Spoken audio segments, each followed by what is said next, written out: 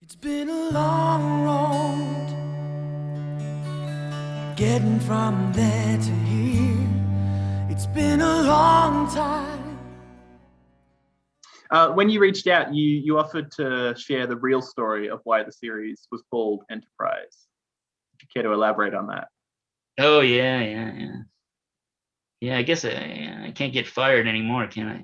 It was a money thing essentially. It meant you see if they use the word Star Trek, then immediately that meant a certain amount of money went to the Roddenberry estate because they did good contracts back then or whatever, whenever it was. So the reason why Berman wanted to take away the word Star Trek was because if Enterprise was not copyrighted in that way, because Enterprise, I mean, there's naval ships called that, Star Trek's way more specific. So, but Enterprise didn't have that, just the word Enterprise. So they're like, well, if we just use the word Enterprise, it's more money for us, less money for them. And that's why it was called Enterprise. Oh, and one thing that no one knows, I'm one of the few people who got to see this. When they were doing the title sequence for Enterprise, and they're setting up the title sequence, we had done some of the effects. They were saying we want to sequence this and that, and they put together something with no sound or anything, right? So we have some of the guys like start putting together the different scenes that are going to be cut, and so we send the different elements to. They're not done yet, but they're rough, animatic-y, like semi-rendered, whatever sections that will fit, because they're trying to see like how it's gonna cut together the montage, because it was kind of a nice montage, it's like a nice I thought that was a good idea. But so one day I had to go down to Paramount to I guess Peter Lorson wanted to give me notes directly or whatever, things that he wanted changed. So I go to meet him so I go to meet him at Paramount, and so Larson pops in the VHS of he tells me, he goes, okay, well, we cut it together with music here, so I'll just show you and I'll explain to you as we watch it, like, but what we want different or whatever. And when he puts it in, the music that they used was U2. You know what the refrain is, like, it's a beautiful day. It's a beautiful day. But you know what that sounds like? You know how it starts? Yeah. It has that like sort of like very slow beginning that ramps up. That was the music over that opening. And it was fantastic. Even right now, I got my little hairs going up on that. It was awesome. Yeah. And I was like, are you guys going to use that? That's amazing. And Peter looks at me, he's like, it is, isn't it? And I'm like, yeah, it is. It's like, he goes, I don't know if we can get the rights to that though. And I go, man, that is the friggin' one of the best openings. Like I'm telling you, it just worked. And it's like, it was so disappointing that they couldn't, I remember like a couple weeks later, Peter's like, no, there's no way we could get the rights to that song. And it's also in a way not a direction I can see where they wouldn't have tried that hard either. It was powerful. It was just so perfect. I was like, I would have accepted that. You know what I mean? Like, I would have been like happy. I would have been like, that is one of the best openings to like because it just works with the montage, especially with the visuals are really good. And it sort of works with the song that they ended up picking, but not compared to the U2 song. What are you most proud of the work that you did on Enterprise? Well, okay, I would say if we're going to go Freudian here, the first thing that popped in my head when you said what is memorable to me was In a Mirror Darkly. Yeah. I got to work with the original series, not Enterprise, but the Constitution class. Yeah. Because I tricked that sucker out as best I could, and I poured over those nacelle effects. But yeah, I like that one a lot. I like being able to play with the actual Constitution, be able to fly her around, animate her, light her. I really enjoyed that. Those two episodes, without a doubt, my favorite. Yeah, the Tholian ships were cool. I mean, I really liked that. That whole dry dock in the asteroid. Now, today, would it look better? Of course it would. But I mean, in terms of fun, like in terms of like, what's going on, that was, yeah, I don't think there's anything else that beats that. I think that was a really great example of what Enterprise did with some of its stuff, which was it updated it so it looked, appropriate for the 21st century, but it still kept that essence of what the originals looked like. Yeah.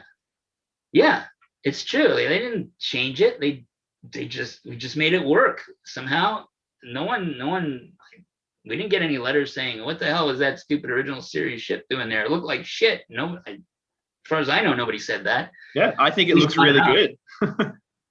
So I'm like, you can make it look good if you try, Yeah. And I'm not saying it was perfect or anything. We could have done more, but there's a lot of subtle things that could have been done to the textures that would have made it absolutely look scale without drastic changes to the geometry. Yeah. There's no need for that. You can still make it look modern. That show was really fun because it's like they built a bridge and they built a whole damn thing. I mean, they spent money on those 2 episodes. Yeah. I mean, I got to go on the original series bridge. I mean, reproduced all the way around. You know what I mean? Like they really built the whole damn thing. Yeah. That was cool. I really, those were my favorite. Those 2 episodes were a lot of fun. I mean, there's other the premiere. I mean, the dry dock and all that. I mean, that was really challenging. I wish it could have been better, but I personally myself is when they launched the Columbia. Yeah. I couldn't do everything I wanted to do, but I was actually able to get a little more metallic in there, a little more reflections. I changed the color of the Columbia to give it a more bluish hue. Yeah. It's not something you could see very well. Sometimes in some of the shots just wasn't enough of a difference. But the NX-01 had more of a coppery bronze, a warm gray. But the Columbia was a blue gray. Like I tried to make it as much like brushed steel aluminum, as much as possible. But when I was alone in the dry dock, also the dry dock was I really worked a lot on that. I took those shots myself because there's really certain things I wanted to augment that we just could not do for the premiere episode. I mean, we just, the computers weren't fast enough. There just wasn't, we just couldn't do it. We just didn't have the time or technology just those few years before to do what I could then do when we launched the Columbia. Just a few years can make a huge difference sometimes. Because at that point I could be comping, I could take elements out, so I was able to do reflections, which we could never do for the first one. It doesn't all come through the way I wanted it to, but to me it was a little crisper, a little more metallic, had more of a. And also one thing I really liked was Johnny. I never liked that dish in front of the NX-01. Oh yeah. I liked Columbia. Like that should have been the dish from the get-go. And that's Johnny Hughes that designed that new dish. And I'm like, that fits. I was like, that's what it should be. Never liked that ellipse. I'm like, it does kind of look a little bit like the Constitution dish has just like been stretched out in Photoshop or something. Well, that's all it was. And I was like, really? I really wanted him to get rid of the NX too, but I lobbied hard for that, but I never. Yeah. I really did too. Like I was a little shit disturber with that sometimes. I would just be like, can we get rid of it? Come on. Even to Peter, like, after all these years, even though he's like, the power to fire me like instantly, I would still get ballsy sometimes and go, Peter, come on. Why is it NX? Come on. It's not an experimental ship anymore. And certainly not the Columbia. Yeah. Not experimental. That's bullshit. If she's in service, the X goes away. Because that's like classic military. I mean, yeah, experimental craft have the X with them. That's military lore. There's no doubt about it. But once that vehicle is in production, there's no X anymore. If anything, that's bad luck. Obviously, you've already touched on some of this, but is there anything that you really wish you could have been able to do on Enterprise, but you didn't get the opportunity? Well, yeah, one of them would be to change the name, but to change the NX to NC, but I guess that wasn't going to happen. Well, as a fan, I can tell you things, but that's as a fan, like there's some things that like, look, this it's a production environment, it's a show that has to be continuous week to week, so there's certain realities that come with that. So maybe, the inner fan might go, oh, wouldn't it be neat if, but sometimes that's just not going to work, in the production. Yeah. Like when I say the NC, I mean, that's me being, geeky. I mean, they could have done it, I guess. They could have changed it.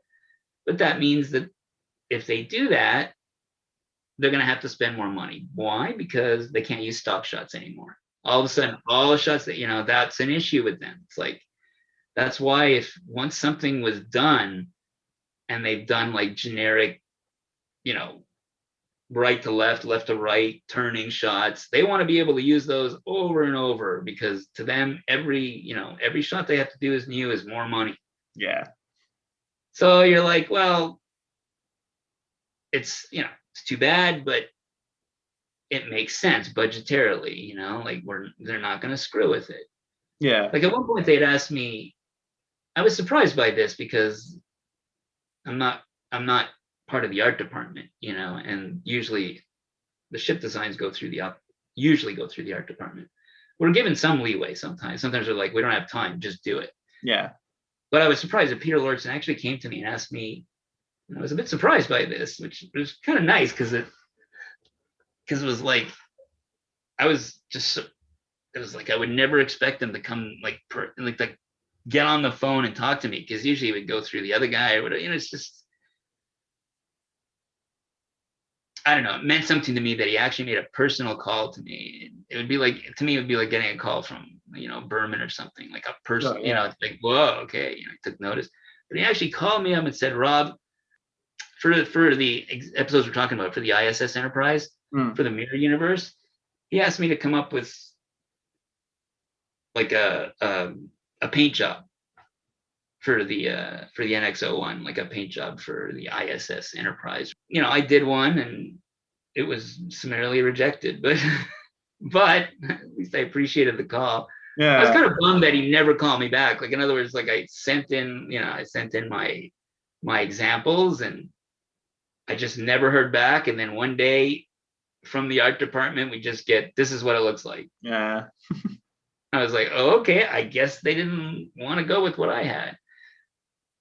One reason why I found out later they didn't go with it is because I had, although I didn't have a lot of it, but I did have some of the markings on the bottom of the ship, but they didn't want that, so they could use stock shots at the bottom. I mean, that's how they were, like they're like, well, if you don't put a paint job on the bottom, that means we can use stock shots for the bottom, like things I just wouldn't even have thought of. I was just trying to make it look nice, Although I will say that Doug Drexler's, like the big yellow things, they're very noticeable.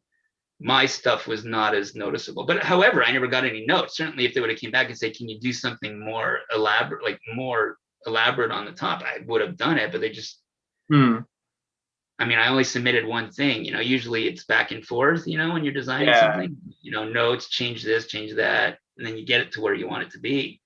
But I never even had that chance. I just submitted what I submitted. Like the old, sometimes the old P-51 Mustangs from World War II or the P-40s from World War II, they have that, the mouth, the shark teeth I know what you're on the front of the nose. I had shark teeth on the top and bottom where the dish would be, like the cutout for the dish was like a mouth, essentially. Because I thought that'd be pretty, that'd be in the spirit of that empire, Yeah, that makes sense. Yeah. And I used red highlighting, whereas the art department used yellow. Yeah. And I don't know why I used red. Why did I think the ISS was red? There was something, I don't know. There's something I saw, or I always associated the Mirror Universe with more red colors, like more, I guess, more blood. Well, yeah, blood. I mean, that's what I was thinking when you said red. It's like color of blood, I guess. Yeah, like the mouth, with the, like the shark teeth, and it would just more red. Yeah. I was surprised when they went with yellow. I was like, yellow. Just not, it doesn't seem as aggressive. I don't know. No. But it was distinctive. More recently, you've been involved with the Star Trek Official Starships collection from Eagle Moss. Yeah. Has that given you the opportunity to revisit a few designs, or maybe even design some new ships? And how did that come about? I didn't get to I didn't design any new ships. Although well, I don't think anyone got to design any new ships, because everything that they've done in the Eagle Moss collection are ships that have already been shown, either in the remastered, like they look like new ships, but then I find out, oh, it was in the remastered, show or whatever. So now it doesn't mean that they used exactly that ship, because some of the ships just wouldn't hold up. I mean, not every ship that was built was made to be in a glossy mag. I mean, the texture just would not hold. And luckily, most of them, I'd say the majority of them did. Luckily, most of the hero ships, you could pull it off. Yeah. The Voyager, the refit, we used the motion picture one, and at first, well, the reason why I was involved, or at least, the reason why I was involved and Mojo was involved, the other supervisors, because I had been working with Ben Robinson, who then, who was put in charge of that at Eagle Moss, and moved over to that company, because he worked on Star Trek the magazine and Star Trek Fact Files, like way back when Voyager was still airing.